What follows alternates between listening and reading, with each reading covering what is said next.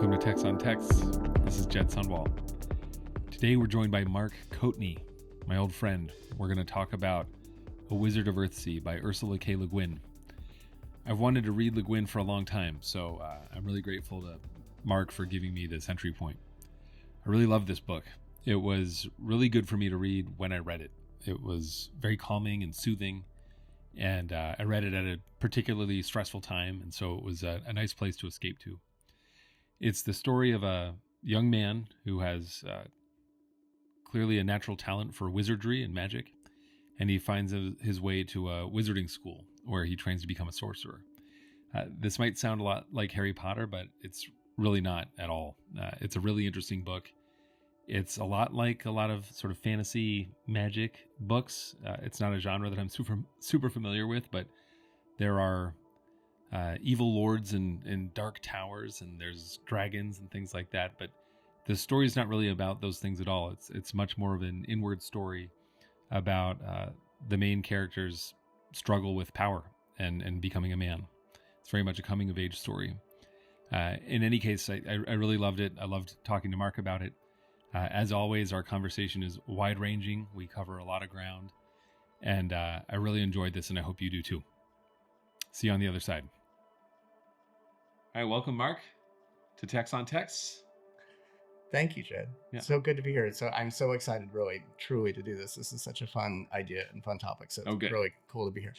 My name is Mark Coatney. I am a technologist in a certain way, but I'd like to unpack that a little bit. Sure. My background is in both technology and media. I started as a journalist at Time Magazine and worked for many years at Time and Newsweek and those kind of conventional things, but always kind of on the internet. And then worked more as an internet person and technology person at Tumblr in the early days of Tumblr, and then since done some things, in that space with a couple startups that I'm doing right now around AI and kind of better conversations online. I'm so interested in this notion because I've listened to a lot of other people's answers to "Are you a technologist?" Right. And I feel like that's a default. Like you have to say yes, in a way, because you're like, well, why are you here if you're not? We could just end the interview like if you're not. Right. No, but what I was thinking is that like I'd like to propose a subcategory or something. Okay. Which is I feel like I'm more of like a techno barbarian in a way. Oh. Which is in the sense that like I love technology. I'm so fascinated by technology. I always love to see new uses for things that have come out. The thing that I think is different for me than, say, a hardcore technology person is that when I see a technology, my instinct is not to sit there and take it apart and figure out how it works. So like I know just enough to know how hard it is to do some of these things. Yeah. And I always learn just enough to know to get to the point where, okay, this is easy. I can do this easily. And then when it starts to get hard, I'm like, oh, someone else will figure this out. Right. And that I think is a distinction between someone who's a real like motivated by a desire to unpack and truly understand. Yeah. And I feel like I'm motivated by a desire to like, how can I use this thing to like do something, Right. And so that kind of takes me a little bit to this book, A Wizard of Earthsea. Yes. Because it made me think a lot about how in my vision of technology is kind of like magic, Yeah. And like, I remember the first time I saw Google Docs, like where two people were in the same document at the same time in different cities. Yeah. And I know how hard at the time that was to do that. I remember thinking that is some straight up witchcraft right there. That is amazing. And so like, to me a little bit, that sense of wonder is really interesting about technology, how that I think in one of your earlier podcasts you talked about the vibes, index and stuff like that. And I think that's really true. Like there's a part of technology where it's just the sheer wow. Yeah. That's so cool. And because I kind of work in that field, I know it a little differently than, say, my wife, who like just like, I don't know, it works, it doesn't work, I don't really care, But since I've had enough experience of like how hard something is to do, or just how I've never been able to do that, and suddenly you can, it's like magic for me. Yeah. No, and we take it for granted so quickly. Yes. Yeah. Absolutely.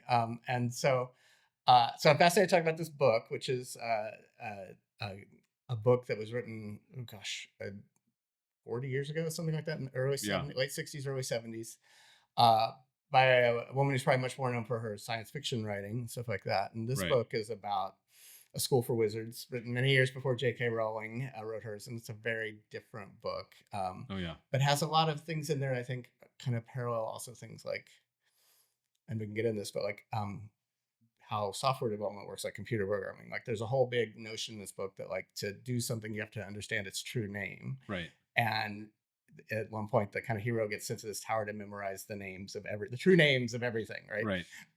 And to memorize the 600, all the words for every little rock in a certain sea or something like that. Yeah. And I was like, that's God. So to me, sometimes that's how like just coding is, right? You just like finding, over and over that really granular attention to detail. And that's how these things really work, which I thought was really resonated with me. Yeah. Yeah. No, I'm so glad you chose it. And Le Guin has been on my radar for a long time. Like when I started, I put out the word for like suggestions of stuff to read when I announced that I was going to do this podcast, and a lot of people mentioned Le Guin. And I have her. She translated like the Tao Te Ching, Yes. which I've not Mhm. read. It's just been like on my Mm. shelf forever. But Yeah. so anyway, thanks for prompting me to finally read one of her books. Well, it's Yeah. interesting. She did a whole book that was kind of that leveraged that. I think about the time she did the translation called "The Ways of Heaven," which is, and the plot is just dude has dreams that literally physically change the world.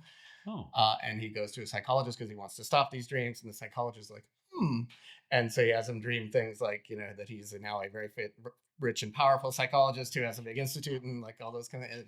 It's an interesting story, Okay. about like the nature of dreams to change reality. But yeah. Okay. Well, actually, so there's a preview Mhm. of. Okay, so I don't know why I always want to mention this. Like when Mm. we're recording this, it's September 30th today. Mm. Just a few days ago, I recorded with Esther Dyson. Esther's will come out in October. This will come out in November. But Esther, we did talk about not so much dreams, but Mm. like about hallucinations and like the importance of like the power of abstract thought and our ability to like imagine a better world. And like that's a huge part of like what Yeah. what humans do. Yeah. And we and again, I don't think we don't take it seriously enough. Or I mean, we some of us do, but Yeah, it's yeah, interesting though, because I do think that's so much of what being a good technologist is in a way, right? Like, like my dad was an engineer, and yeah, he, was very good with math and everything like that. But in a very deep level, he didn't always believe the math. In mm, the sense that he liked, because he was a mechanical engineer, he liked to see the physical manifestation of the math. And so I remember we did a project once when I was in like, I don't know, junior high, where he's like, I know intellectually that perpetual motion is not possible, yeah. but really, is that really true? Let's test this. And so we got, at a Oh machine wow, shop, and we got a little, some steel tubing, and we bent it into a smooth circle, and we put a little steel ball inside the tube and pumped the vacuum out, pumped the air out, yeah, and had a single like kind of trigger to set the ball in motion. And he's like, let's just see what happens. And you do it, and of course it slows down eventually because of gravity and friction and all those things. But right, like, to him, the fact that you could do the actual experiment and see and try to understand, well, why, what if we did this, like, that kind of thing. yeah, That was how he kind of like saw the world. And so the abstractions were harder for him, I think. interesting. Yeah. Um, before, so I want to talk. Obviously, you're going Mm. to talk about the book. I do want to Mhm. talk about your career a little bit because I Mhm. met you when you were at Tumblr, and in my mind, you were famous for being like the Mhm. Newsweek guy that came to Tumblr, Mhm. and that was not that long ago. Let's say Mhm. something like 10 to 12 years ago or something like that. Yeah. We've both moved on in our careers. And now I would say like both Newsweek and Tumblr are in shambles. Hmm. But they were both, I mean, Newsweek was such a big brand at that time, and then Hmm. Tumblr was a very hot brand at that time. I just want to get your take on the media landscape and Yeah. like how you feel about your career as a media guy uh and a technologist. I mean, in a way, I suppose I was thinking about this the other day, and I was thinking, I wonder if they're not the outliers, but the outliers are something like, the New York Times or something like that. Right.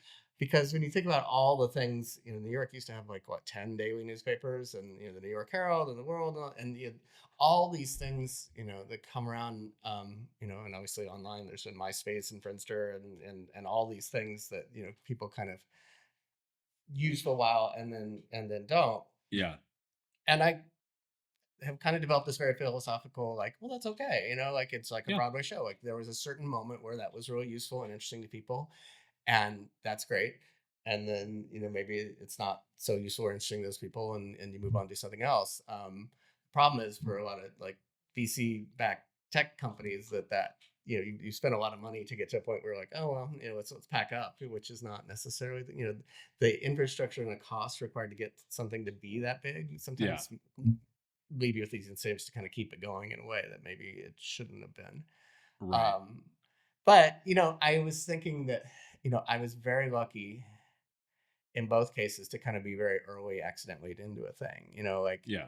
I I came to Time magazine, which is where I was before Newsweek, Okay. uh, because when they launched their website in 1994, I just happened to like come across their website like a couple days after they launched, and there was a typo in one of their stories, and I emailed them and said, "Hey, there's a typo in your story," and they're like, "Who are you?" And they're like, you know, How did you do "How did you this? do this?" Stop. Why are you looking at our page? But Yeah. there's like at the 1994, there were probably like 10 people in the world looking at time.com, right? Yeah. Which was like that gray page with like little blue links on it, stuff Yeah. like that. And so I just kind of struck up this conversation with the editor and there, and and I was in like grad school at the University of Kansas at the time, and one day about a few months later, she's like, "Do you want a job?"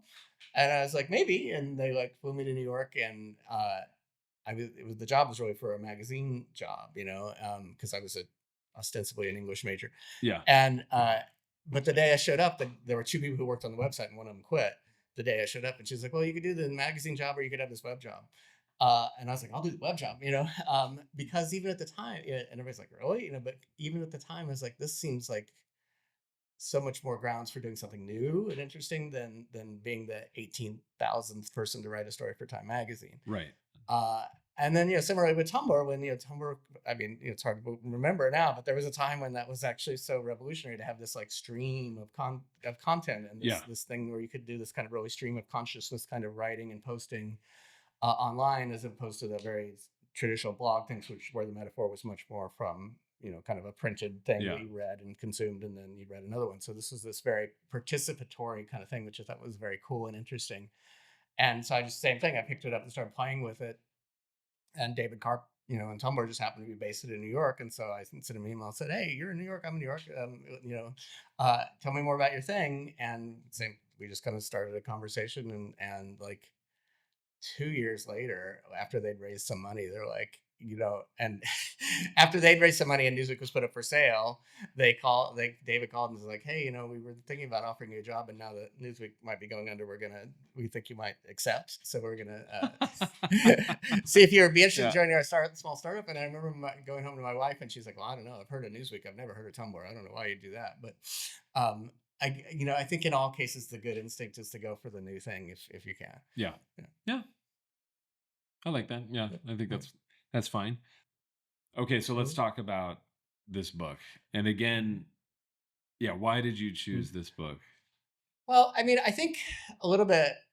I kind of took the instructions a little bit literally, in the sense that I was thinking like, well, what was a book that had kind of influence on me? Yeah. Because there are certainly other books that are probably better written or more literary or whatever, that like intellectually I could say, oh, that's a better book. But I remember reading this book as a child, and being really interested in it, in part because, and I think this is one thing that Ursula Le Guin does very well, is she's really good at like showing a perspective that's not the default perspective, and have you think about things in ways that aren't kind of the default thing, and in very non hitting your head over the hitting your head with a hammer kind of ways. And Yeah. like, for instance, the hero of the book and most of the people in the book are dark skinned, brown haired, kind of Yeah. people, and that's just considered a default. And like the villains, that start off are kind of white skinned, kind of Right. Viking kind of people. Yeah. And it's just kind of unremarkable in the book, but like just that shift in perspective Yeah. The of who, default is shifted. Yeah. when you were as a reader, as a white Midwestern kid reading that, I was like, oh, that's kind of interesting to kind of just invite you into that space. Yeah.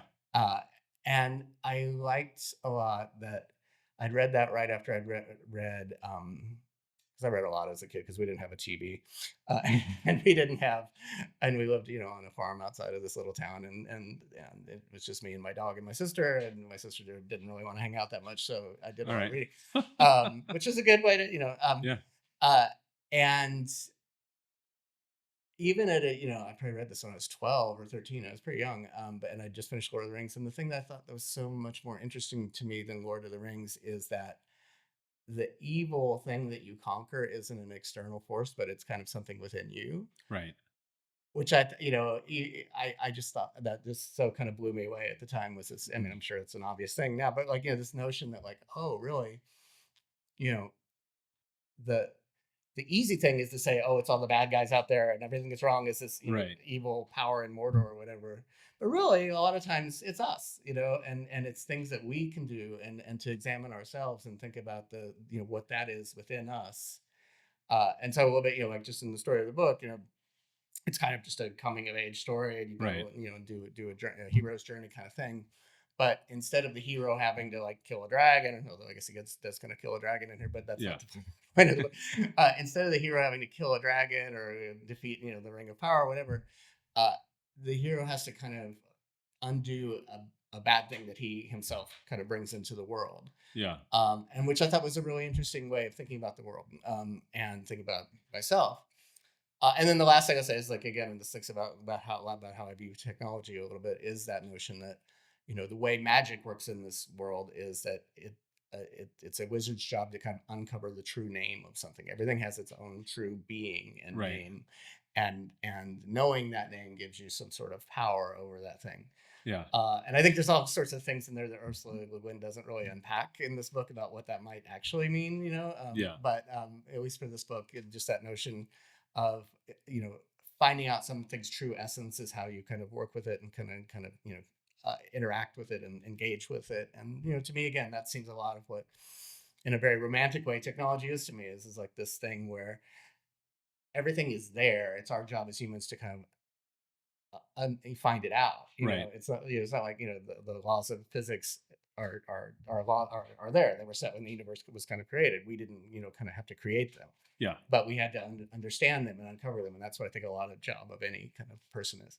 That's right. Yeah. I think well, yeah, I'll walk through the story, and yeah, I want to talk a lot about naming stuff Mm. because yeah, Mm. it's fascinating concept to explore from a technology Right. standpoint. Yeah.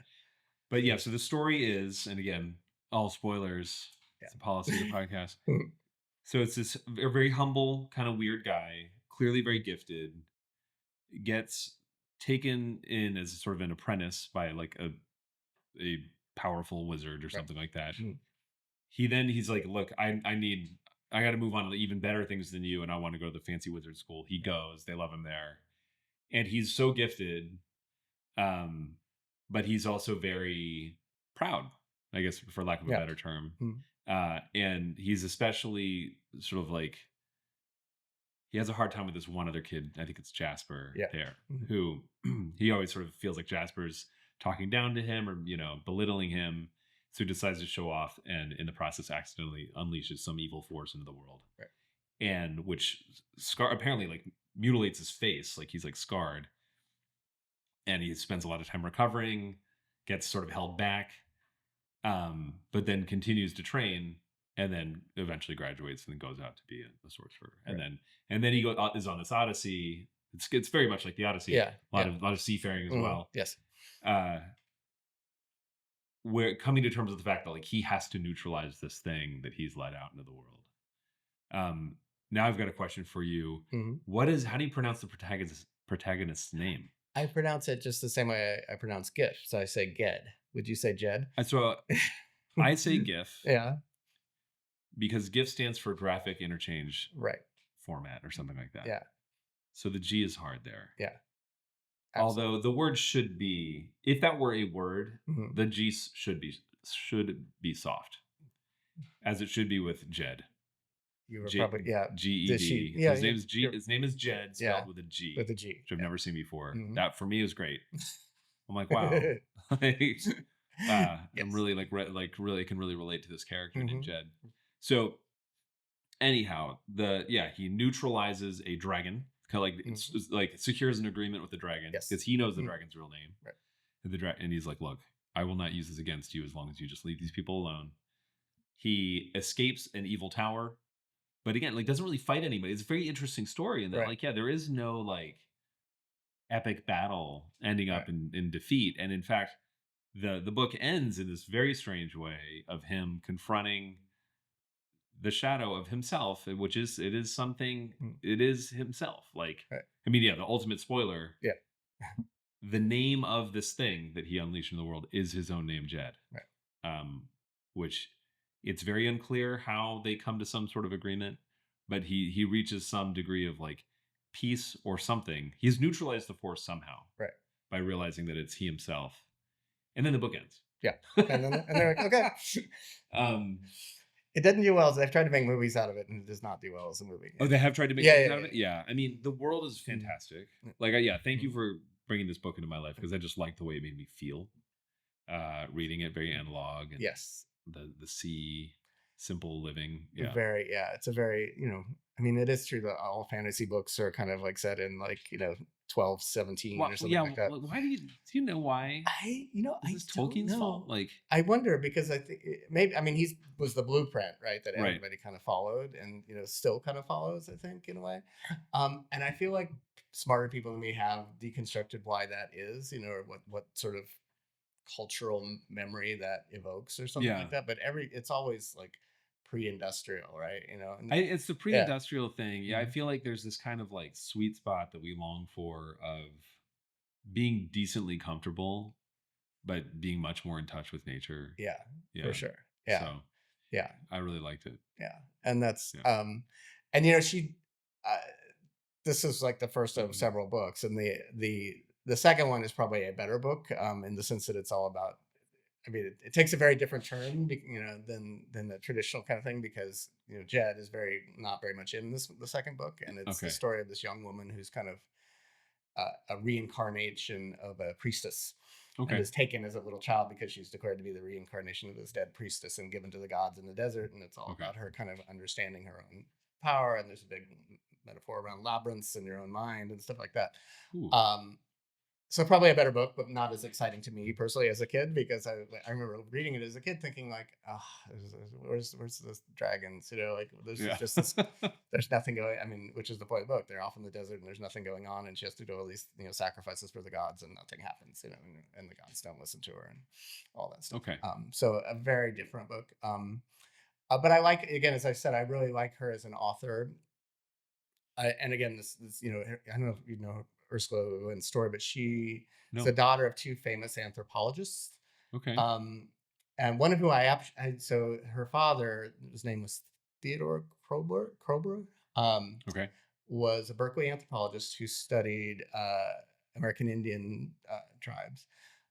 And wrote a book called Issue of the Two Worlds, which was about, and I'm going to forget his name, but since he was writing in the late 1800s, these were people who had kind of started in a very kind of almost Stone Age kind of life, and had become, you know, like integrated into like Western society and lived in Berkeley and all that stuff, and it was all Okay. about him kind of the study of this character who had kind of started off in a very different space than he was, which I found particularly fascinating as a kid because my great great grandmother, who died when I was like 10 at some ungodly age, was born to her tribe with a band of Cherokees in like Oklahoma in like 1870 something, Wow. and nobody she didn't have a birth certificate or anything like that, so nobody really knew. And then she died in 1977, having gone from literally like living a nomadic existence on the prairies to like airplanes and Yeah. all that kind of stuff. And I always just thought like, what a head snapping life that we think like technology is accelerating now, but just like what I didn't know how she kind of dealt with like how different things were Yeah. in that span. Yeah. No, well, yeah, culturally and fundamental. Yeah. There's a, in Analogia, the George Dyson Mm-hmm. book. So I had George Dyson on the podcast. We didn't talk about his book, but I talk Mm-hmm. about this book all the time. Yeah. It's such a strange book, but like he wanted to study like very early innovations in communication and basically like human history from like pre-written language to where we are now, where we're like encoding everything digitally at this like scale that's like just we can't even comprehend it. Right. Um, he has this like one sort of like throwaway anecdote about the war against the Apache Indians Hmm. and how the Apaches were so hard to subdue because each individual like soldier did not think about himself as an individual in the way the Europeans did. Hmm. They were just like, well, we're just part of nature. Like we might, our job is to just like fight for this land or something like that. And so like they were never they could not be humiliated. They could not be subjugated. They were just like so wily. Whereas like I think like the Yeah. European mentality, like they were thinking, well, these are going to be soldiers like our soldiers. Like Right. if they don't have food to survive, they won't survive. And the Apaches are like, what are you talking about? Like we'll figure it out. Like that's Yeah. all we do. That's all humans ever do. Like, That's but so interesting. yeah, Yeah. I mean, I now I'll put it in the show notes if I can Mhm. find it. But this great little passage, and it was basically like, but pointing out that like you could not. There was such a mismatch culturally, like fundamentally, in like how these cultures existed in the world that Yeah.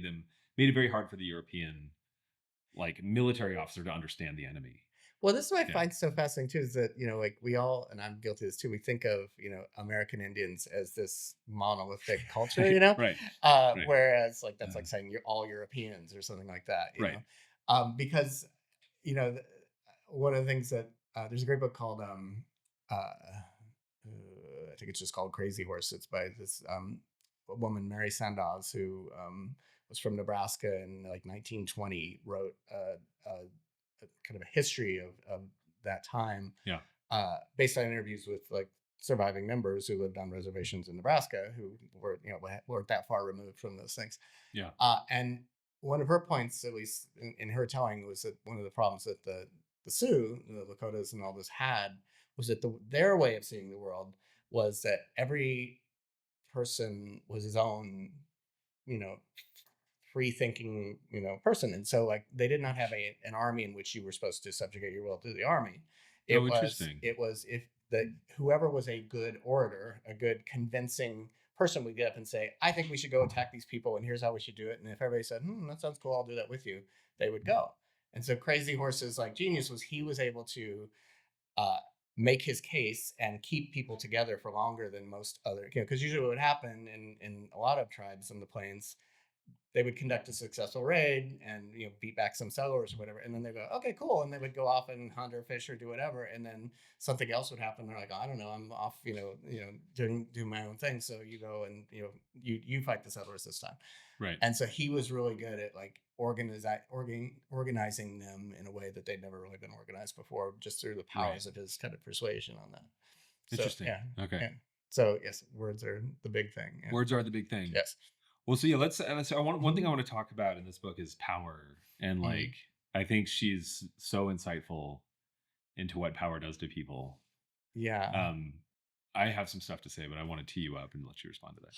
Yeah, I mean, you know, um, and it's interesting because like one of the last books in the series is a very much a reversal where Jed loses all his power, which is Oh, and in a very humiliating way, and coming to terms. It's all about like coming to terms with aging and stuff like that. okay, But in this book, yes, I mean, and things that like it's very interesting, like when a writer sets up a certain world and they kind of look to unpack certain things and not others. Like for instance, like I was thinking about this.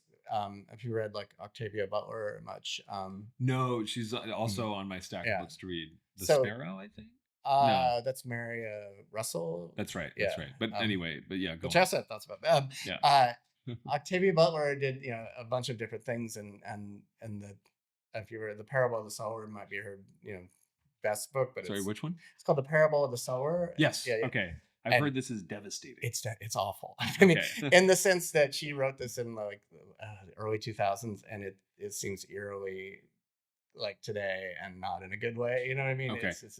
But being a black woman, from LA, like a lot of her thoughts go to how people will use power to subjugate others. So she did Right. a whole series about telepaths, and like the first book of the series, which is the latest one chronologically, it posits this future society where there are telepaths and basically everyone else is their slaves. Right. And that's how she just assumes that would evolve. Yeah. And so, you know, Le Guin does not. do that, but a little bit, I sit there, and now and think like, well, why wouldn't the wizards just all go up and like conquer everyone and subjugate them, if they could, Right. uh, and her telling is a little bit more working on ways in which power has consequence, Yeah. and that people think about those consequences or not, Right. and that consequence, can be things that you don't even necessarily anticipate. And so a lot of what the wizards, the wise wizards at the school, do is think about this balance of how, an action here can change something else, and you don't take an action until you can really think about what might be the consequences of that action and things like that. Yeah. And then there's this other insight in that, like, if you become really powerful, you really just kind of have to seek whatever you're trapped by that power. Like, Yes. you reach a certain office or something like that, and it's like, well, this is your job now. Mm-hmm. I was watching some video of like Zuckerberg giving a presentation about their new classes or whatever, and I was like, man, that sucks that he has to do that. Like, he has no choice. I mean, Right. he sort of does. I mean, I think he really likes running Meta, and that's who he wants to be. But there's a lack of freedom that comes with that stature, right? I've always felt this way about the president too. It's like the coolest thing you could be in the world is the president of the United States. So I'm like, when you get that role, you don't get to choose anything about your life ever again. No. Like, and Jed puts himself in this position where he's also like, he's always beholden to the but power he seeks that power, right? He does, wants that, yeah, right? yeah, And he's constantly thinking when he's young, like how cool it will be to have that power and to be, yeah, to demonstrate to everyone how great he is, and things like that. Yeah, exactly. Yeah. It's funny. I was just thinking, Mark Bowden did a propose Saddam Hussein years ago called Tales of the Tyrant. This is back before the Iraq War and all this stuff. Oh, wow. And Second War. And he had this whole big opening scene where he talks about how, just that. He's like, a young man can do anything. He's the freest person. He can like start a war. He can like, fall in love. He can like, move to China, but like if you're Saddam Hussein, you have to sleep in a different bunker every night, and that your whole life is really constrained, maybe as your power increases, your choices are more constrained or something like that. That's right.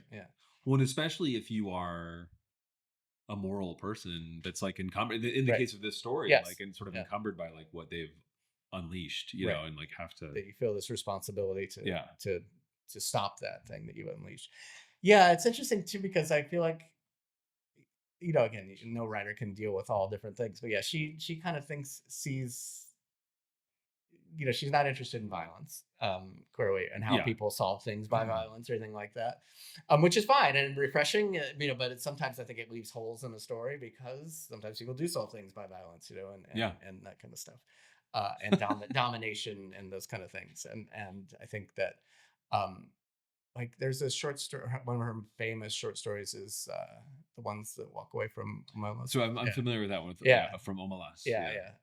Which I think is just such an interesting story about power, but also like, your responsibilities in the world and stuff like that. And so she thinks a lot about that kind of stuff. This actually, so just this is a little bit silly, but both Omelas and this book feature orbs of floating light, which cracks me up. They're also like in Dune. They're in Dune. It's like the standard.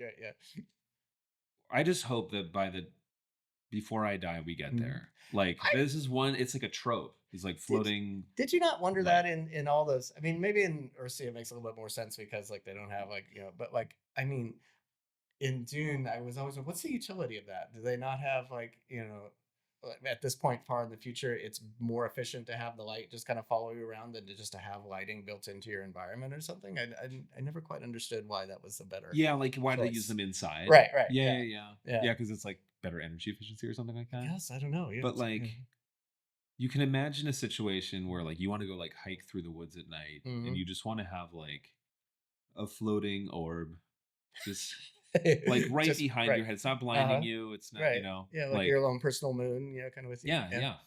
Yes, but then what if everybody else is doing that? Right? You have like 10,000, it's a little bit like Starlink, right? Like no one can see the stars anymore because there's gonna be Starlink satellites. No, yeah. I mean, I am ambivalent about it. I don't like the light pollution stuff, but floating orbs of light seem like something we need to figure out. Yes, for sure. Okay. Yeah.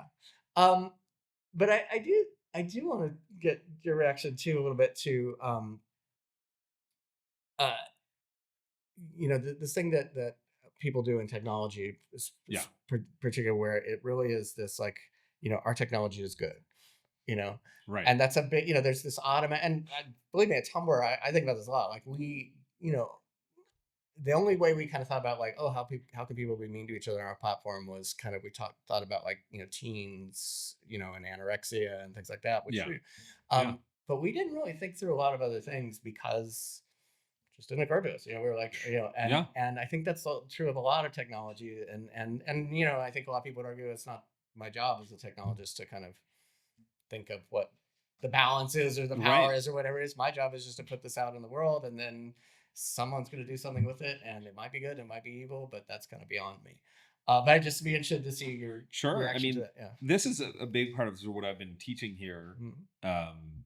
this semester, which is so cool Mhm. to like Yeah, I be in know. school. Like, um, is the fact that like a lot of like media platforms or technologies become something like what we would call non-state actors in Mhm. like foreign policy, Mhm.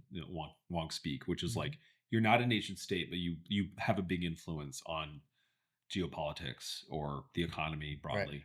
And like in fact, I mean, my last lecture last week, I presented a bit of Mhm. language from Facebook's S1 filing. So this is the filing Mhm. when you IPO, Mhm. you have to Right, risk factors and all yeah, this. all these, Right, yeah, yeah, exactly. So actually, it's funny you yeah. mentioned the risk factors, so that's part Mhm, of it. But there's a letter from Mark Zuckerberg in there, mhm, and he says explicitly, there's actually says we want to change how people interact with their governments. Later, mhm. like, I mean, let me expound on this. He's like, we want to change how people interact with their governments. We want to give people voices. I- And I Yeah, think this was, this is around like Arab Spring yeah. time. There was a lot of I optimism. know. I was a Tumblr then. I remember that. Yeah, It's like yeah. it's more democracy, so this will be Mhm, better, kind of mhm, thing. And then yeah, in the risk section, it's like mhm. governments might try to shut us down, and it's Yes, like okay, so they knew that was a thing. but also, don't you think a little bit? I always, well, I don't know. I don't know Mark Zuckerberg Mhm. personally, but like when I hear that and when I saw that in the S1, even I remember Mm. reading that and Yeah. thinking like, really, what you're saying is we want to be the government. Well, that is what you're Right. saying. Yeah, Yeah, yeah. like We want to be the government because we have a better way of organizing people and or whatever that is. And that's exactly right. right. Yeah, Yeah. I mean, I don't know if he was saying that or if this was just kind of like we want to make the world more Right. connected and open, and Yeah. this will be good because Yeah. people like democracy, right? Mhm. But like, no, that is what you're signing up for. Right. Like, Yeah. then you have to have like a board like they Mhm. tried to set up to determine like is Right. this satire or is Yeah. this like hate speech, where you can't It no is. one can tell. It is something, and I know this is I understand where this comes from, but like Rachel Ferschleiser, who I used to work with at Tumblr, who came from the books world, would always have these long complaints about like if I have another pitch from a VC person who's Mm. looking to disrupt the book industry, who's A never read a book, B knows nothing about publishing, Yeah. but this notion I think is coming down in time. But there was a while in kind of software online software world, I think where there's this notion that like we're smarter than everybody else. Yeah. We can figure out the world is a whole new place. Every industry we go into, we're going to change for the better, and we're going to, and sometimes it's true, and sometimes it Yeah. very much was not true. Oh yeah. Yeah, yeah, I yeah. mean, disruption is being like this is a Right, good thing to do yeah, at all times right, to right, right. disrupt things. Yeah. And there's another thing from Biz Stone. Mhm. There's I gotta find it somewhere, but like he talks is when people were complaining to Twitter about like, hey, like Trump is violating your terms of service, like you should Mhm. get rid of him. Right. And he's just like, look, this is really hard. It's basically kind Yeah. of like Mhm. Twitter did not set out explicitly to be a non-state actor, but Right. they accidentally were, Yeah. right? Mhm. And so anyway, your question was like, what, Oh. remind me, it was like about like how, Well, we've talked. I mean, you yeah, started to address it that like that in the tech world, I think or any tech, not just I mean railroads, whatever. yes, There's this notion. I mean, maybe Oppenheimer aside, but there's this notion that like any technology is just inherently good, a good right, thing that you put out in the world. that's right. You know, Yeah, yeah, and no, it's not. I mean, and that's where this book is very interesting right, in yeah, that like the wizard teachers, they're like, mhm, no, like you can't just like they're like, can I make a diamond? Like, right, can I create a diamond? It's like, well, you can. If you create like a real diamond though that didn't exist before, then you've disrupted, like Right. you've upset the balance of the world. Yeah. And I love this topic because, you know, I was just at Climate Week last week. I've worked in sustainability for a long time. And like my joke about sustainability is that I'm like, are we trying to sustain like this? Like, are we saying that like this is Right. good and that we want this, you Yeah. know? Where I'm like, and if you look at things, there's this framework called like planetary boundaries that like I'm somewhat outspoken against. Like Yeah. I think it's a useful concept in some ways, but it assumes two things that I disagree with, which is one, that like the planet is for humans. Like it is this idea of a safe zone. Right. Yeah. So it's like safe for, I guess, for humans. Right.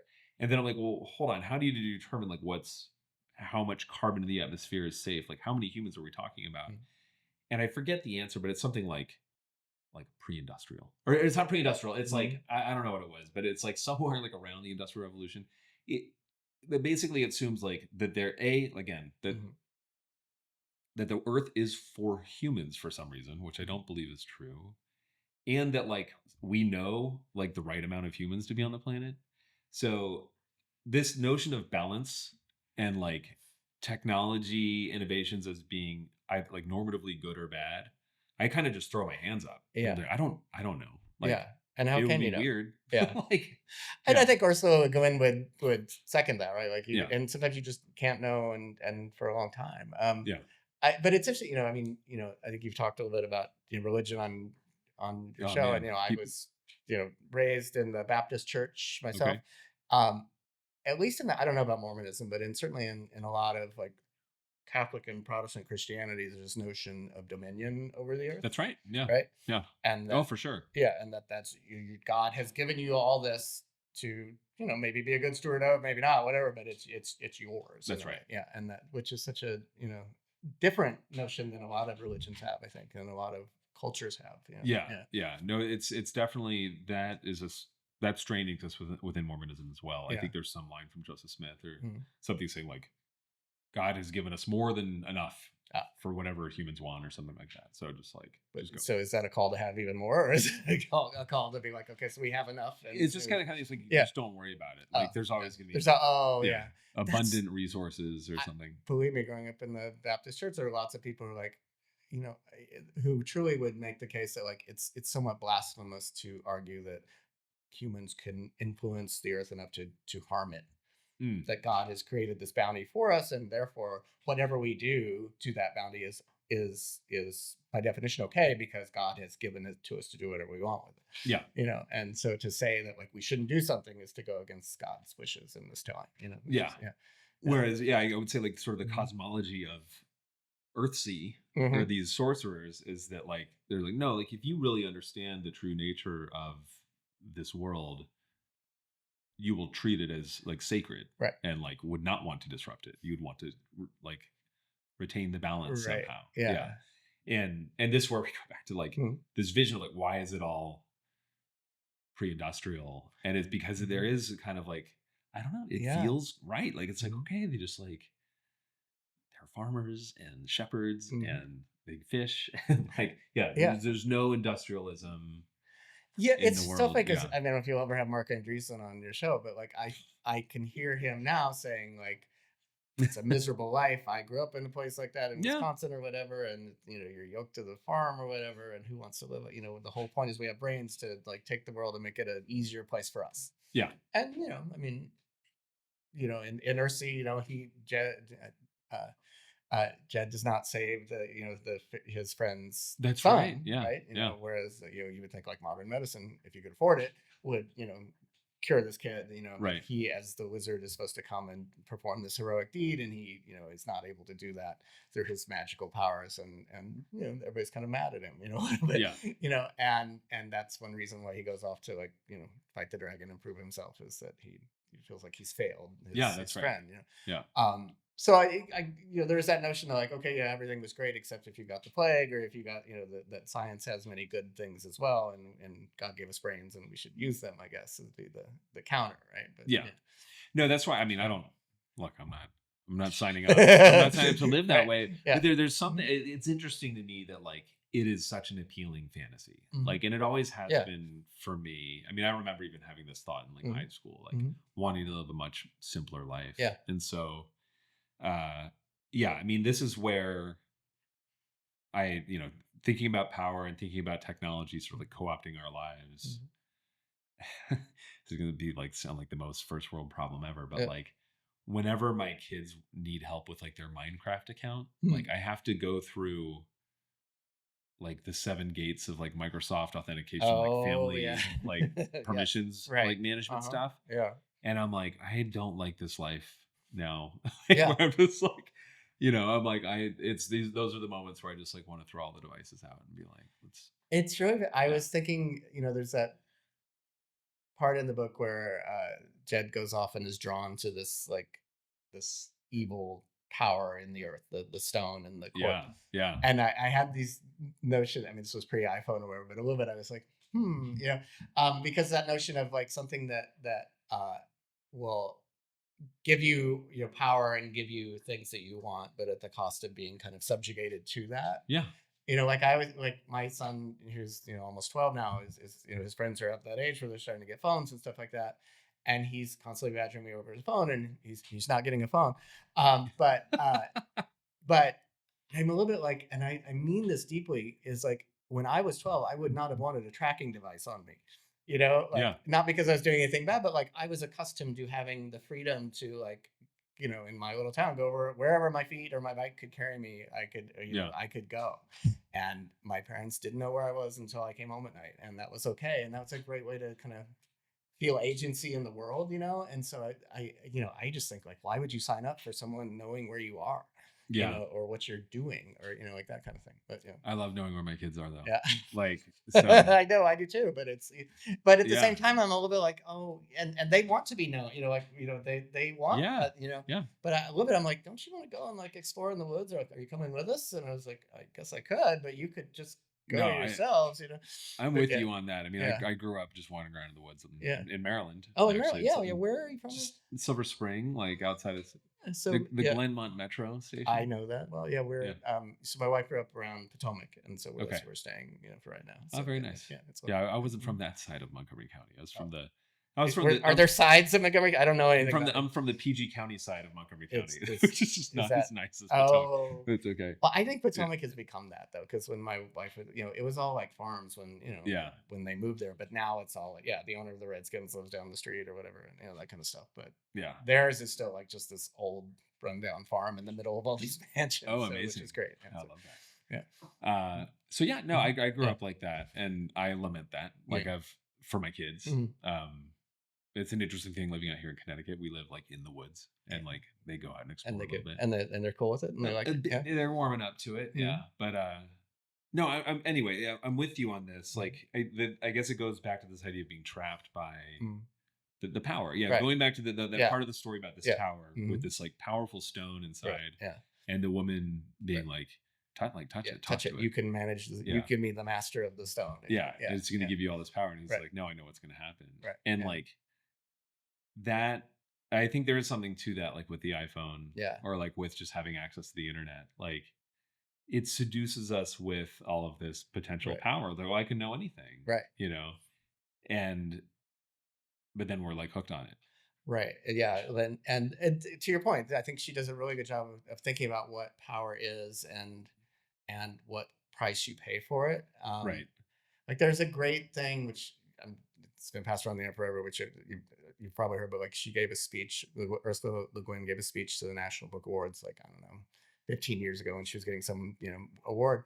Yeah. And she gave this long talk about the state of publishing, and she kind of concluded it with this line about, and I'm gonna get this wrong, but roughly, we live under capitalism. Its logic is unassailable. So too did the divine right of kings.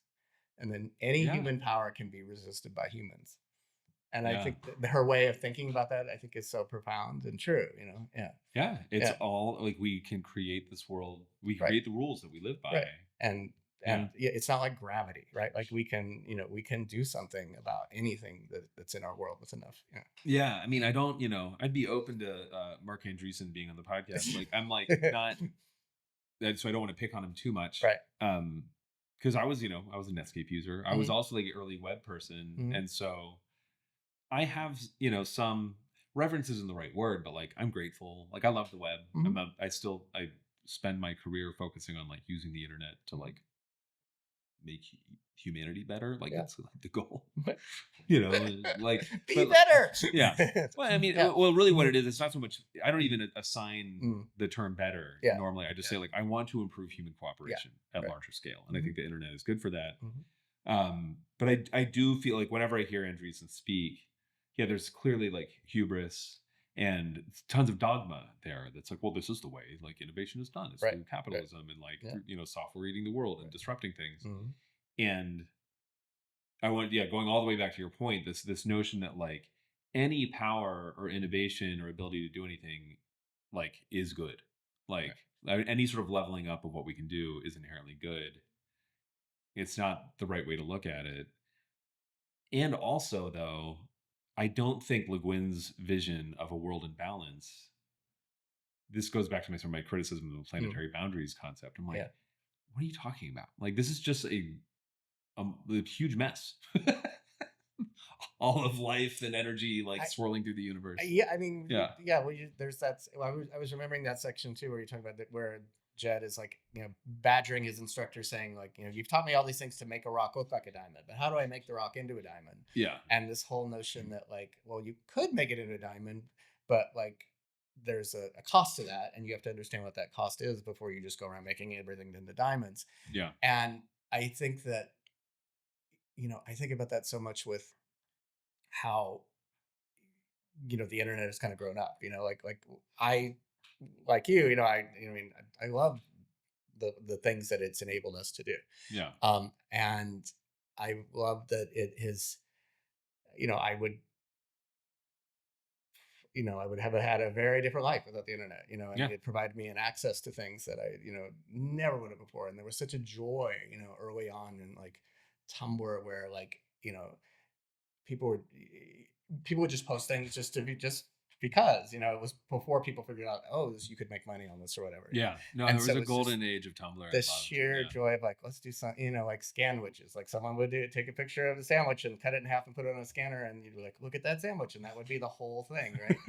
And you're like, look at that sandwich. And like I miss that kind of thing. I miss that kind of thing, because I think that we everything gets kind of fenced in and monetized and commoditized and well, this is where we can talk about sort of like magic and incantations and stuff like that. Like so you're interested in this idea of like true names for stuff, right? Yeah. You want to expand on that at all? Like, I mean, I think that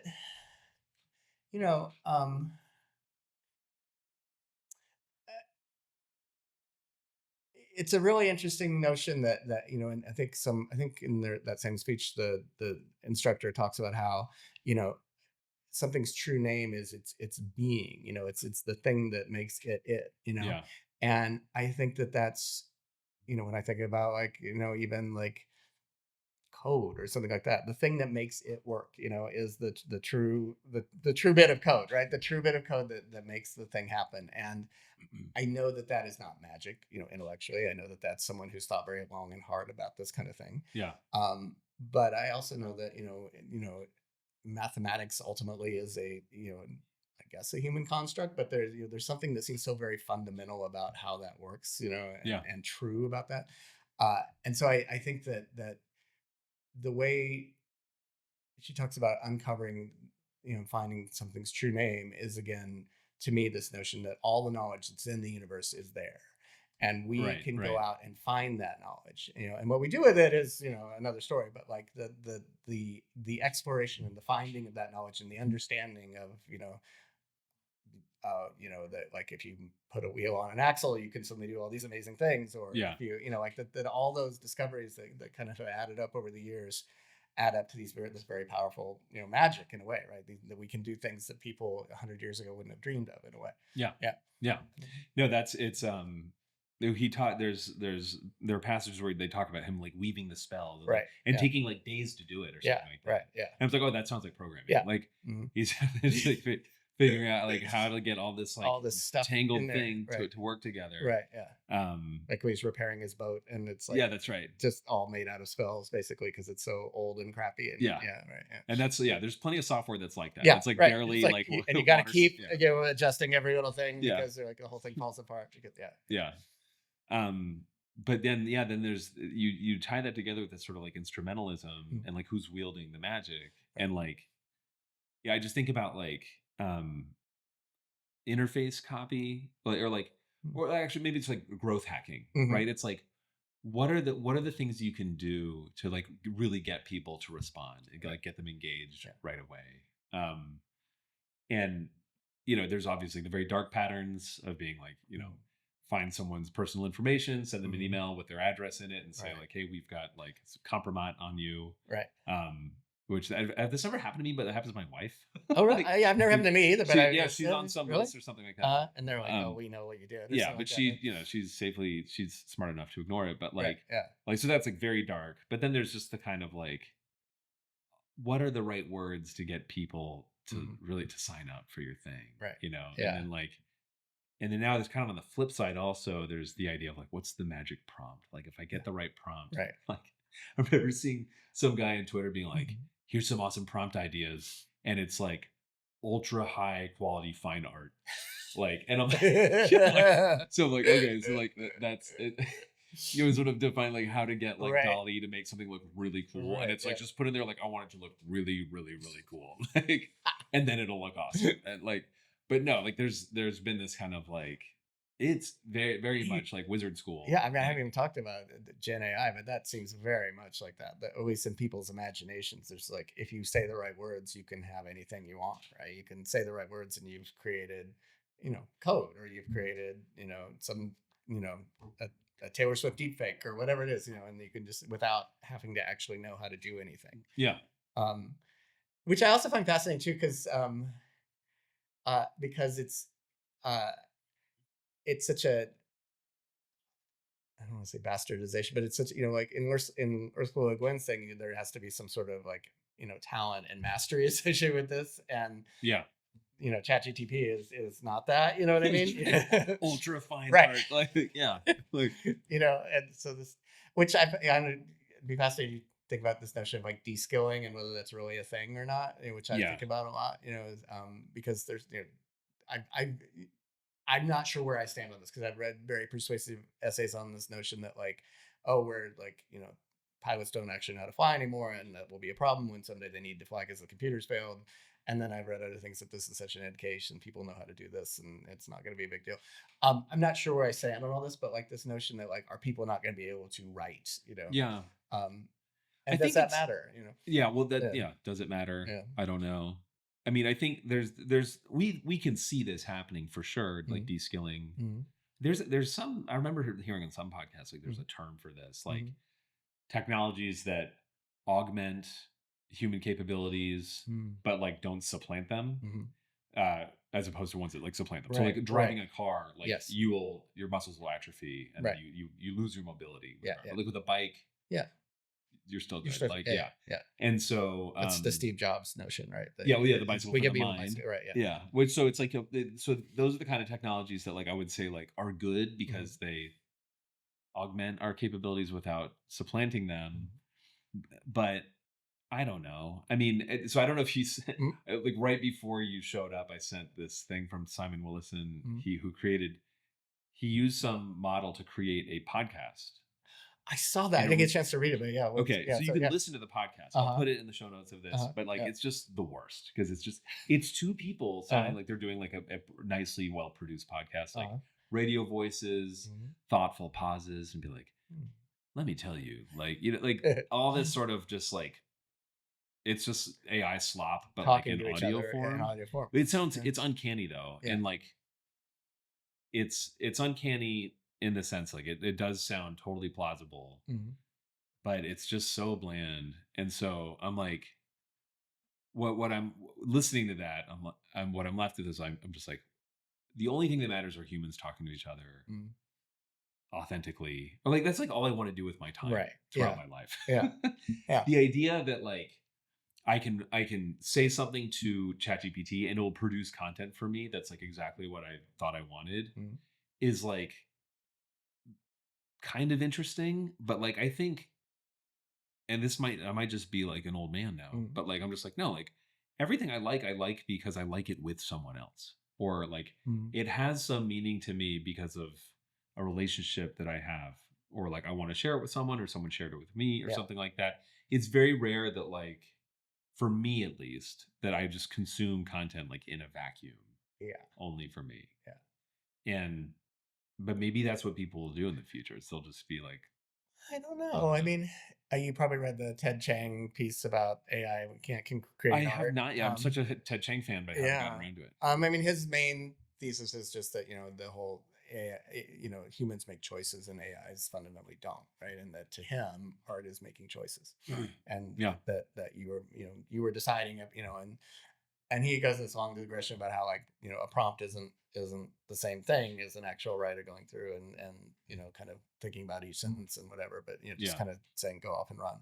um I think there's something to be said to that, and I do think, but a little bit, I'm having this moment where I'm like, is the kind of writing engagement that you're talking about, is that going to be like organic food, where like people who can afford that will have that, and then Yeah. everybody else will have like generated stuff because that's the cheap mass produced way to do it? I You don't were know. already kind of there. Like, there's so much just bad content that's just drivel. Yeah, Like, but who reads it? Because I don't know. like, the one thing that, thank God for GDPR in a way, because like, the whole way the internet worked before that, if Gen I had come around, then the internet would have completely drowned in it, because everybody would have just set up these like AI driven spam farms, and people would have clicked on, not people wouldn't even click, they would set up bots to click on them, and the internet would have been this one long, kind of thing of, people essentially doing ad fraud on, on various Yeah. things. And since the incentives for that are less and it's harder to do that now, I think that, I mean, I'm sure it's out there, obviously, but Yeah. like, we've seen plenty of things like that. But I think that notion where I think we're already coming to as a society is that, well, things should be done by, maybe this is our, mini Butler and Jihad right now But or something. Yeah. Butlerian jihad. Yeah. Yeah, yeah, yeah. I mean, I feel like revolting Yep. just generally against like lots of stuff all the time. But like, I don't know. I there's so much drivel out there. I just have to assume. I mean, I don't know, like who's your average like Facebook user these days? Like, are Good they, question. Yeah. like, Yeah. I think there's just a lot of nonsense getting passed around, Mhm. and that, yeah, like absolutely, the organic food metaphor is kind of an interesting one Mhm. in that, like, yeah, if you just want the free stuff and you want to be like just zonked out on Right. Yeah. the opiate of the masses, Yeah. which is, no longer religion, but just content, Right. Yeah. you can, Yeah. Hmm. I know I saw something, it was like just pointing out how like there are a bunch of old people just sharing like obviously AI generated content on Facebook, and it's Yeah. just like bizarre pictures of kids baking like elaborate cakes and Mhm. grandmas being like, that's amazing. Like it's just like, or like Yeah. fake like luxury houses that don't Mhm. exist, and yeah, and old ladies being like, wow, look at this house. But see, that's what this is, because it goes back to de-skilling a little bit, which is that, like, I feel like the other side of that is that, people maybe de-skill because their other skills have become more useful, which is that, like, my 10-year-old is going to go, that's fake, like, people innately know at a certain age, and if you haven't grown up in that kind of, Yeah. milieu, then you might think like, oh, that's true. Like, do you remember Literally Unbelievable?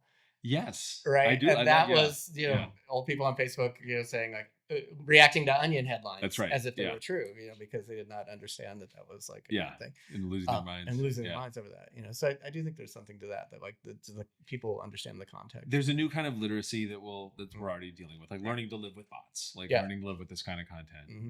There's another interesting de-skilling Hmm. conversation here, though, which I think is interesting. Is that, have you ever heard of? I found these kids on Hmm. during the pandemic, Domi and JD Beck, these jazz musicians. No. Like I Yeah. somehow YouTube, the algorithm figured me out, Yeah. and it's like she's a keyboardist, he's a drummer, and they play this weird Mm. jazz, which is not quite necessarily my thing, Mm. but it's they're both unbelievably talented, but the drummer is playing drums that sound like Aphex Twin beats. Really? And Huh. I just kind of assume that Mm. it's this kid, and there are a number of these people now on the Mm. internet that like Yeah. grew up listening to this kind of music, and they're like, Oh, yeah. that's what drums can sound like. And they're like humans Right. playing drums that were just like Just to these sound. like Yeah. glitched out like drum machines that Mhm. I had That never heard anything like. I still remember the first moment I heard. I think it was "Girl Boy." It was like this Oh, Aphex Twin song. yeah, That yeah. was just like just like Right. blew my It's mind. like so weird, right? Yeah. But yeah, these kids just grow up like taking it for granted. They're like, yeah, I can play the drums like that, and Yeah. they can. Like, and it's I could never imagine somebody doing Right. it. Yeah. So Yeah. I mean, tell the gloom and doom about like there's something so great about people like latching onto any new thing and saying like, what can I do with this? Right. yeah, Like, and, and making whole new things you never expected out of it. Right. Which I yeah, think is the whole joy of technology, really. yeah. So maybe we can expect Mhm. the generative AI to Mhm. produce, ridiculous looking cakes that are obviously fake, and Mhm. then a human being like, no, I'm Mhm. going to do it for real, and Yeah. then I'm going to make we'll live in a I wonder, is AI core like the next, like where people kind of, in real life try to recreate, like how people make Lego, Stonehenge or whatever, but maybe yeah. this is like, in real life recreate It AI kind has of to thing. already be happening, I Probably. would say. Yeah. Yeah. Yeah. So yeah, I mean, my take on all of this sort of stuff is that whatever the future holds will just be more and more interesting, and that's not a value neutral statement. Like interesting is just Mm. like it's going to be weird, like increasingly weird. There was years ago, I remember reading some short story called Day Million. It was all about this notion that, progress isn't linear and it's not, and it's not always the way you think it would be. But the notion was he was basically trying to think, the writer was trying to think like what would the world be like on day 1 million after the birth of Christ, Yeah. which we're on day whatever, much less than that. Okay. And so I did the math, but it's all just like just everyone is like completely incomprehensible in the story, their motives, their what they do, whatever. And his point is that like like every generation, like is somewhat incomprehensible to the last, not that people change, but because the things that do change, and Yeah. that you can't really don't make sense to you if you're not in that, from that environment. Yeah. The things Yeah. we value, the things we worry about. Like I think about my grandmother, my great grandmother, like could tell you every species of tree within 100 miles of her house, and I Right. could, just could look at it and say, oh, it's a cottonwood or whatever, and I could probably recognize a cottonwood, but you know what I mean? Like that knowledge, which is so useful to a person 100 years ago, is not that useful anymore. Yeah. To me, Yeah. yeah, Yeah. yeah, We live in a different environment. right, yeah, And what's weird is that we live in this very uh I just like it's cognitively focused environment. I don't know how else to say it. very abstract. Well, Yeah. yeah, again, Yeah. back to that notion in Earthsea of the true names of things. I feel like we're very obsessed with uncovering the truth inside a virtual space, or creating Well, our own truth inside that virtual space, as opposed to, you know, to your point about earth boundaries and stuff like that, to understanding the things that exist outside of us, yeah. and how that we should be interacting with them. Yeah.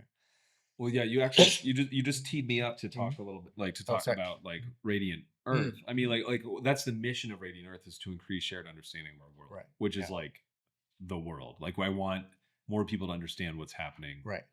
from the stars to the soil, like Mhm. everything about existence. Mhm. Whereas, and we do that within a nonprofit context. Whereas, yeah, I think the rest of the internet, again, going not necessarily go back to like the true names the idea, Mhm. but it's more like the right incantation Mhm. idea, which is like we have things like like Twitter is the best example of Right. this, where it's Yeah. like, what is like the sickest burn I can do, like or like And that's the point of Twitter, right? that's the point. Yeah. It's Or like yeah. Mhm. it's a machine it's developed. It's an algorithm that Mhm. like rewards Right. your ability to like just like destroy people, Yeah. Yeah. Yeah. I mean, or be funny. Yeah. There are Be fun. amazing Right. Yeah. jokes on Yeah. Twitter and Yeah. stuff, Yeah. but like that's what it's all about. And yeah, what we're optimizing for is certainly not understanding of anything. Right. It's Right. more it's rage. Mhm. I mean, that's what seems to work super well. And yeah, I would say it's unfortunate, like Yeah. those are the systems that we have, but I don't know how to get out of that. But like the business model Mhm. sort of Well, almost demands it. it's great. It's the Yeah. business model is great. I think they've dialed the thing. When it becomes Elon Musk's private, like Fox Yeah. News channel, it becomes much less of an interesting business model. Yeah. But I did want to talk about Radiant Earth a little bit, because I do Oh, think that okay.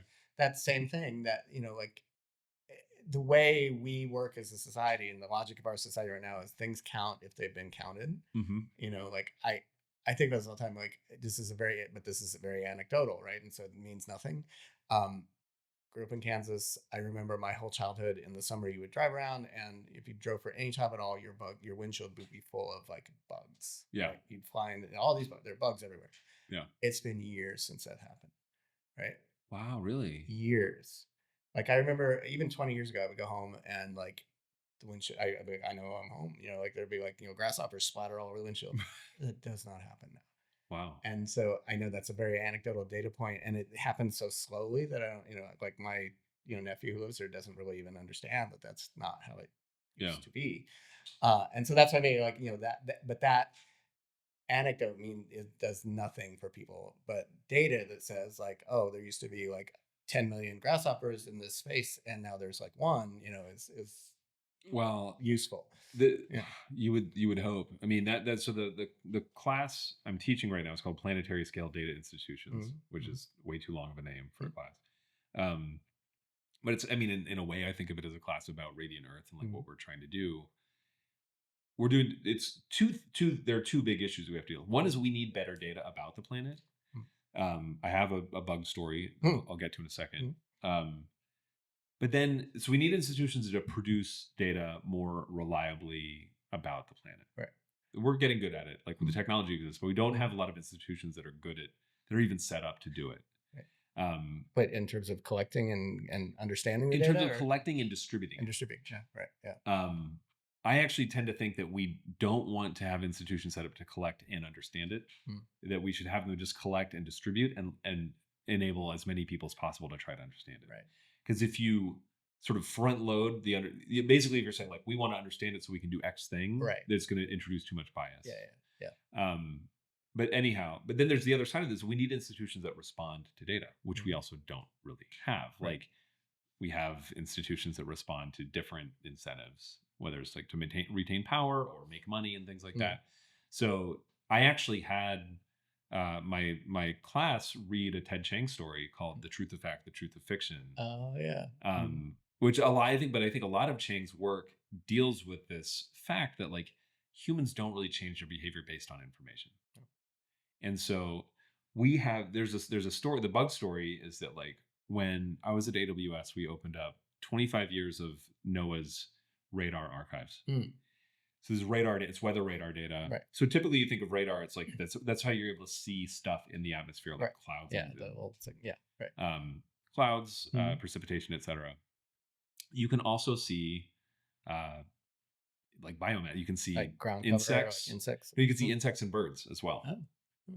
And there's like these amazing visualizations that like people have done where they figured out like you can see like a specific like blooming of birds taking off at sunrise. That's like a signature of a certain species of birds that you can see in like radar data. It's amazing. So these ornithologists at Cornell, they're like, suddenly we have this incredible record of bird migration patterns in America. Like, let's take a look. And they look and they're like, oh, the bird population declined by 50% over the past like 20 years. Yeah. And it's just like devastating. Yeah. So it's corroborating your lived experience that like they go hand in hand, the insects and the birds, right? Yeah. Absolutely. And so there's this tremendous loss of animal life. And we're like, we don't know what the response is. I mean, I know people are working to respond to it, and people have used that data to figure out like we can do there's work that you can do to like darken like migratory corridors at night, because that has an impact on migration patterns as well as like just night lights. But like I tend to not, I don't get depressed, like, but I don't like it. Like, I'm just sort of like, okay, we know that like the bird population declined by half, and we're just like, well, what are you going to do? Yeah. Like, but I feel very powerless. Well, it's again, it's that slow motion kind of thing that, suddenly, and then what's that line about going bankrupt? Yeah. Like suddenly and then all at once. It's that, right? It's like, like, I mean, everybody has these stories, even at a different level. Like 10 years ago, I went like to Alaska on a family trip, and we have some relatives up there, and I brought my, then, somewhat new wife, only wife, not that sounded bad.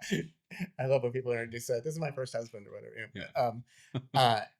and to Alaska, and she has at a child had gone on all these really big fishing trips to like fishing camps and stuff like that, and she says, and so she's like, oh, let's go salmon fishing. I loved it so much. There were some, you could just toss your line in, and a salmon would be just jumping into the boat, and they were amazing.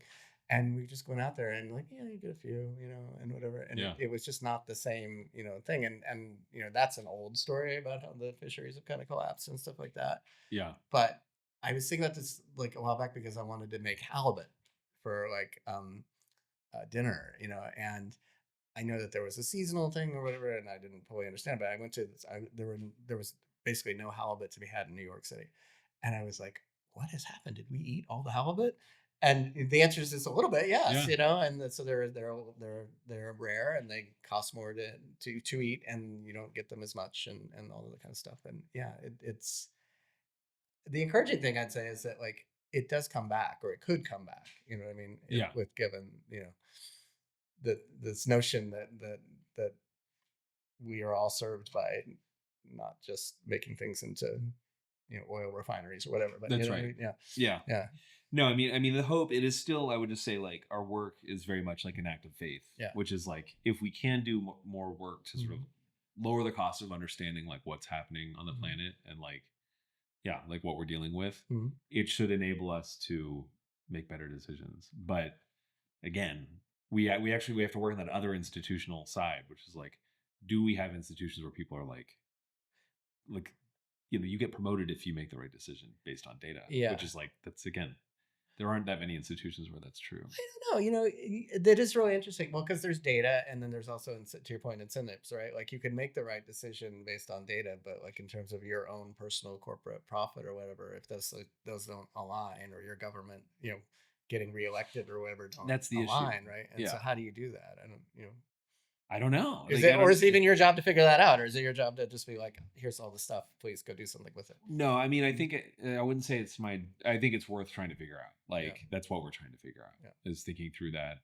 I think. I mean, the good news is that like we can get the data. Like, that's the technological problem Mhm. is no longer really a problem in terms of producing the data about the planet. It's increasingly solved. Like, right. you can just sort of assume that like connectivity is going to keep getting better, that our ability to instrument things and gather data was always going to get better. Mhm. It's always cheaper to launch stuff into space. Like, Right. all that stuff is happening, but like we do need to find better forms of, I would say, regulation and figuring out how to get that data. I mean, the halibut story is an interesting example, which is that like you need the data to like enter the market so it can be reflected in prices. Mhm. And so like I think we have like the insurance sector is still like catching up to like the fact that it's like it should not be Yeah. possible for people to buy homes that are going to get burned up within Right. 10 years or flooded. That's a policy thing too, right? Because a lot of It those is. are insured, like we all basically are paying for people to have insurance in Florida, right? Ultimately. That's right. Yeah. That's right. Yeah. And but Oh, like, sorry. yeah, but then like Florida constituents or whatever, Mhm. like there's this very strong incentive for people to not have to pay their fair share in insurance. Right. And so they basically like, politicians can very easily be bought to Yeah. protect them from that. And especially in a state like a swing state like Florida Right. as well. Like, it has Right. kind of like outsized power, I would say, or influence. So, but I don't know. Like, we have to figure these things out. But like, yeah, so we have to figure out how to get the data to enter the market in the right way. I don't think that the answer is to get like politicians to be like, well, I've seen the numbers and I'm going to make the right choice. Like, I don't think that's how it'll happen. But Yeah. we do need to figure out how to get. I think it's mostly the way this data is going to be put to work is when it's incorporated into prices of things. I mean, I don't know. So the thing, my project is a little bit about Oh yeah, how totally. to help people kind of have difficult conversations about things, and this stems out of like research around how to like talk to people uh, and in ways that really address what they're thinking about without just saying, oh, you're wrong and here's the data to prove it. Right. um, And the notions that we've kind of come up with, we have like 10 different ways of kind of approaching this problem, and that the different people respond in different ways. And one of them really is like, you're wrong, here's the data. And some people do respond to that. Yeah. And a lot of this is really figuring out who is the kind of person that does. But a lot of it is more things like, appealing to, certain people respond to like an appeal to like, we're good people here, we don't act that way, Yeah. or how would you feel if that happened to you, or just the basic ones was, so you're telling me this, can you tell me more about, like all these things that you do that are good, kind of keep the conversation going. Yeah. And which comes out of things like improv and stuff like that, which is just you're never supposed to stop, you're supposed to always go with it, and keep the person going. And I, I think there's a lot in there, in terms of like getting people to think about what you're talking about, which is just like, how do you like, you can have the data, and the data is very useful. And I think, especially once you have got people's trust and buy-in, then the data helps kind of seal that deal, And so maybe it's not that you lead with the data, but the data is the thing that kind of makes it meaningful. Well, right. I mean, there's the data can give us a sort of an accurate representation of like what is actually happening in the world. But then, then the art, the magic, and this goes back to the book and language, like is how you do the spell. Exactly. How do you do the spell? Like, how do you be like, okay, we know what's happening here. Now I have to figure out how to explain to you. And actually, this is a reference back to the Esther conversation. She pointed out that like recognizing that the world is round was a hallucination. It was like, they'd done the research. This is Galileo. You could see you could see the ships, right? You could see the masts would go over the But this is not intuitive to most people, right? Course, and so so you had to figure out like, okay, we actually know what's going on now. How do we communicate this to people? And it wasn't easy. The church was not happy. A lot of people weren't happy with it. And so also going back to our conversation about religions and like dominion and stuff like this, we have to figure out like the truth, the consequences of like what's happening, the way that we're building the economy and blah blah blah, and then communicating that to people in a way that like will land. And like, this is a made up story that I've made up, but like, you could tell people, hey, if you put your bottle in that bin instead of this bin, like, you're a good person, you've recycled, right? But if I came to you and I was like, hey, I'm going to tax you based on your carbon footprint, you'd be like, I don't believe anything that you're saying, right? How dare you? Right. You'd find a million ways to shut down whatever I had to say. And so, but again, I think you're right. It's not to say it's not impossible to get people to change their minds, but it's hard. But I do think some of it is cultural. Like, did you read Housekeeping, the Marilyn Robinson book? No. Which is a lovely book. And it's very, it's set in Idaho, but I think it's being very Midwestern. But it's a big theme of the book is these two sisters who kind of just, in the late 1890s or 1900s, kind of wander and live off the land, Okay. And that was my, my whole mom's side of the family. That's what, like, when she was growing up, she'd get farmed out to her relatives in Minnesota, and they would spend all summer doing just that.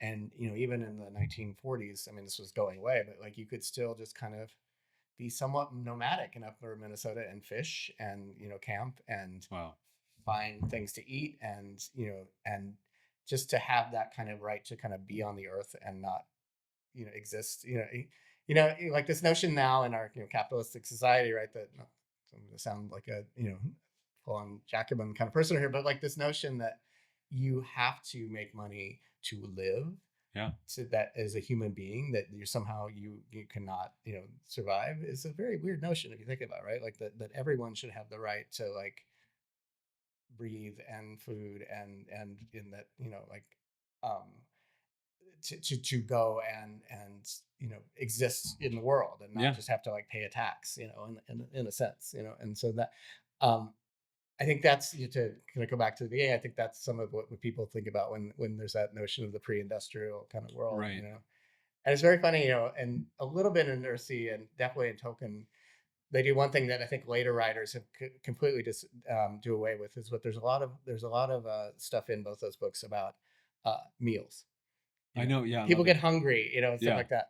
And in late, modern fantasies you read now, that is completely glossed over. They're like, oh, then they walked for 20 days and they found the orcs and they killed them all, and no one ever says like, how did they like survive? Did they like find berries? Like and so like in The Hobbit, especially, like Bilbo's always hungry. They're like they do not have any food, and like that. I think that people gotten so divorced with that kind of notion that you could just find food and, kill it or eat it or whatever, I'm only ever hungry by like I have to go out of my way to like fast right. to get hungry. To make Whereas like that was a existing. thing. Yeah, I mean, this going back to like Andreessen and capitalist dogma and stuff like that, though, like there's, I'm sure plenty of people will be like, there's tons of evidence. It's like we couldn't support this many humans on the planet without, absolutely true. This system. Yeah. And well, at least, I don't know, but maybe I don't know. I mean, it seems like Mm-hmm. capitalism has gone hand in hand with a lot of growth and abundance that I'm not going to necessarily complain about. But I think where we get maybe a little bit misled is when we think, well, that's the point, it's just to like have more of everything. Wasn't that the Dick Costello? Of course, you would say this if you were the head of a company that wasn't like making money hand over fist. But when he was CEO of Twitter, he talked about how like, well, money is for any company is like air, or it's necessary for life, but it's not the point of life. Yeah. And I think that's I think a lot of people don't necessarily have that attitude. And that like I don't know how you feel about it, effective altruism, but I'm struck by like the extreme proponents of it who basically say that it's a justification for they themselves being obscenely rich, or that the most effective thing in the world is for me to be very rich and powerful, and that will help future generations because I am a good person and I will like be the best steward of this money or whatever. And even if that means that people today don't have anything. And I think that's well, that I mean honestly, like that's kind of like the point of this podcast is to get more technologists to not think in solely like purely engineering terms about like what life is about. Right. And it's great about like these conversations go nowhere. We find like impossible problems that like we'll never solve, but like they're interesting to think about and talk about. But I think they're worth thinking about and talking about. Like, and I don't think they'll go nowhere. No, but I do truly believe that whole like any human power can be resisted by humans. I mean, I think it really does. All these things, I have to believe kind of add up to something, and so much like when I was growing up in this little town in Kansas, I was obsessed with basketball. I played basketball all the time. I was like super into it, and I remember, but like in my head, I'd internalized like I'm a Midwestern kid and I played a certain kind of game and I can't necessarily jump, right. And play that game that you saw on TV. And I remember as a freshman going and playing this team of like kids who like really could play and weren't all white kids like me and were my size and dunking the basketball. And the first time I saw someone do that, I thought like, I could do that. And in a way that it had never occurred to me before. When I saw a kid like my own age, and everything doing that thing, it suddenly became like a possible thing to me. And so I think a lot of these kind of conversations are the same way. Like if you just think like, oh, my job is to maximize our revenue and deliver this product and then eventually retire on my whatever.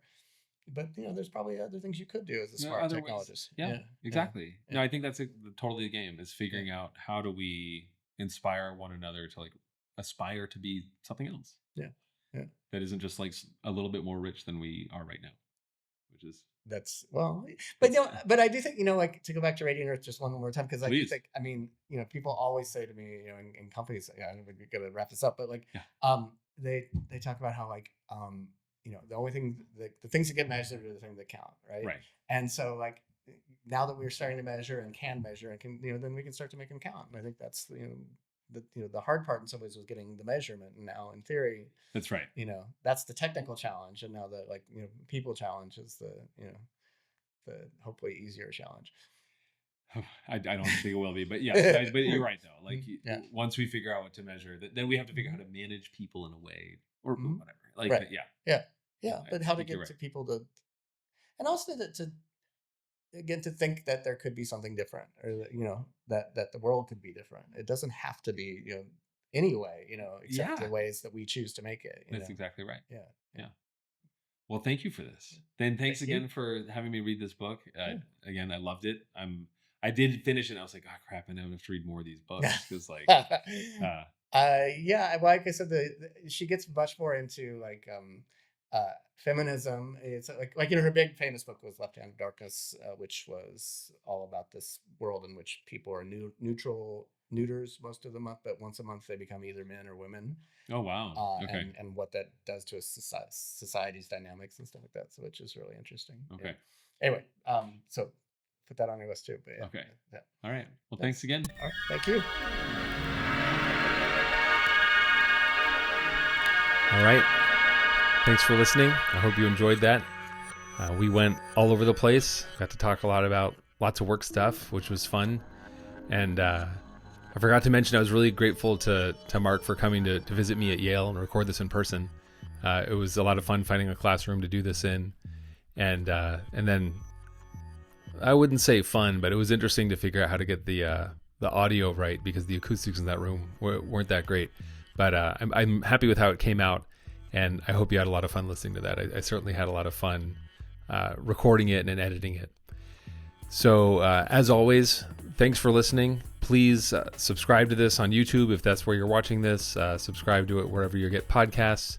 Rate it anywhere that you can. Would really appreciate that. And of course, just tell a friend. If you're listening to this, I do want to hear from you. It's always nice to get notes from people. You can reach me at jed@texontext.net. And do let me know if you're aware of any sort of like grants or sponsorship opportunities for things like this, so I can hire an intern or something like that. As always, our intro music is by Secret School, and this outro music is called 3/10 of the Population by We. In the coming months, we're going to have a conversation with Gina Trapani about the book Tomorrow and Tomorrow and Tomorrow. That one's already recorded. I expect to put it out in January. And December's episode is not yet recorded. I'm recording this at the end of November. But that is hopefully going to be about the movie The Conversation by Francis Ford Coppola. So anyhow, as always, thanks for listening. Send me your recommendations of who to talk to or what to talk about. And I will see you in a month. Thanks. Bye.